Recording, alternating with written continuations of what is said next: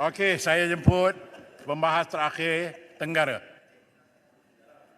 Bismillahirrahmanirrahim. Terima kasih kepada Datuk Pengerusi. Seronok tengok arah berbahas. Jadi saya terus kepada pembahasan Kepala 010000 Subbutiran 010500 Pembangunan Prasarana.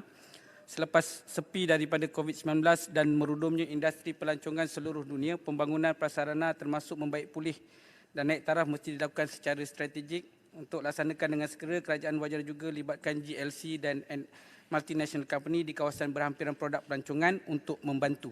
Sebab melihat dana yang diperuntukkan 2.3 juta terlalu kecil jika dibanding dengan misi kementerian yang hendak dicapai. Ia tetap mesti dilakukan, yang dah terjejas mesti diperbaik, yang tiada wajar diwujudkan, amat mustahak. Contohnya kalau di Tenggara ni kita ada satu produk pelancongan seperti di air terjun Gunung Mentahak, jalan kena dibina, lampu jalan juga perlu disediakan, landscape juga perlu dibuat.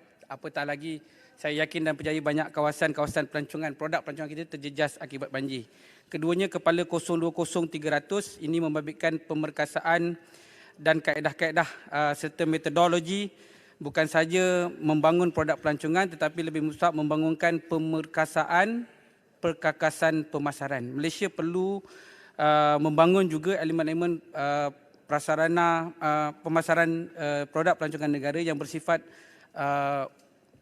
one stop center dan inklusif. Singapura ada booking.com dan Agoda, trip.com untuk China dan India, Traveloka untuk dibangunkan oleh Indonesia. Jadi Malaysia kena ada juga satu kaedah pemasaran ini, dan saya mencadangkan kerajaan MOTEK melalui butiran ini wajar mempertimbang insentif tertentu agar kalangan rakyat pemain industri ini dapat membangunkan perisian serupa untuk promot secara strategik dan spesifik bagi membantu kerajaan capai sasaran misi dan visi industri ini, e-tourism.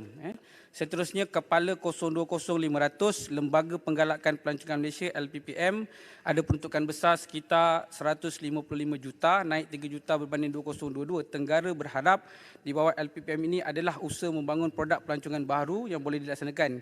Di Tenggara contohnya boleh diiktirafkan dan berpotensi untuk membangun dan promosi. Satu contoh tadi saya dah sebut, air terjun Gunung Mentahak. Keduanya Kota Kara dan juga lingkaran sejarah Makam Tujuh dan Makam Laksamana Bentan lah kalau boleh ditengok. Ekoturism juga ada yang boleh memanfaatkan secara strategik kehidupan dan budaya masyarakat Fedah dan kampung tradisi. Saya merayu pendanaan insentif untuk memulih sektor homestay di kawasan Fedah dan juga kampung tradisi sebagaimana disebut oleh Jelebu, Masjid Tanah dan Arau sebentar tadi.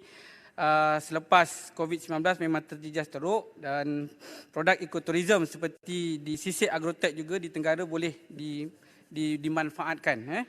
Sukan permotoran lasak juga boleh dibangunkan dan saya menyentuhlah tentang MOTEK Negeri Johor mungkin dan juga Jabatan Pelancongan Daerah Kota Tinggi, kementerian boleh tengok.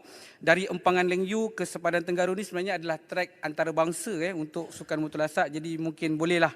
Saya pun sendiri pernah try naik motocross di sana. Jadi saya ingat sekarang ni pun daripada Singapura rajin bermotocross di sana. Jadi selepas COVID ni dah dibuka pagar, bolehlah dimanfaatkan kawasan-kawasan yang berkenaan.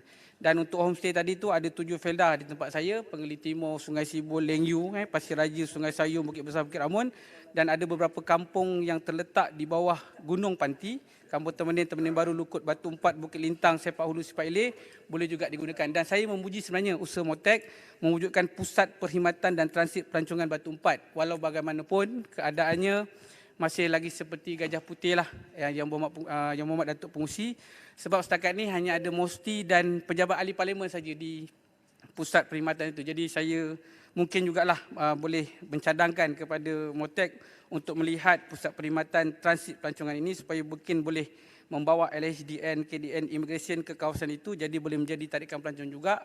Sementara pula di sana ada produk-produk pelancongan seperti kaki Gunung Panti dan juga kawasan Senturi Gajah di sana. Akhirnya adalah cadangan. Kementerian wajar juga fikir memanfaatkan pelajar-pelajar antarabangsa di IPTA, IPTS untuk dilantik sebagai Duta Pelancongan Malaysia. Mereka berada di Malaysia sekitar 2-3 tahun, wajar didedah, difaham tentang beberapa hal berkaitan produk pelancongan, seni dan budaya Malaysia. terutamanya masyarakat kampung, begitu juga Sabah dan Sarawak yang memang kaya dengan aspek seni budayanya, supaya apabila mereka kembali ke negeri masing-masing, saban tahun kita lahirkan duta-duta ini, pilihlah dan tentukanlah bagi setiap zon-zon FPTA, moga mereka boleh menjadi jurucakap dan mempromosikan dengan lebih berkesan di negara mereka tentang betapa ngamnya pelancongan seni dan budaya Malaysia ini perlu kajian dan kaedah spesifik dan modul-modul strategik agar berkesan. Itu saja, sekian, terima kasih. Terima kasih.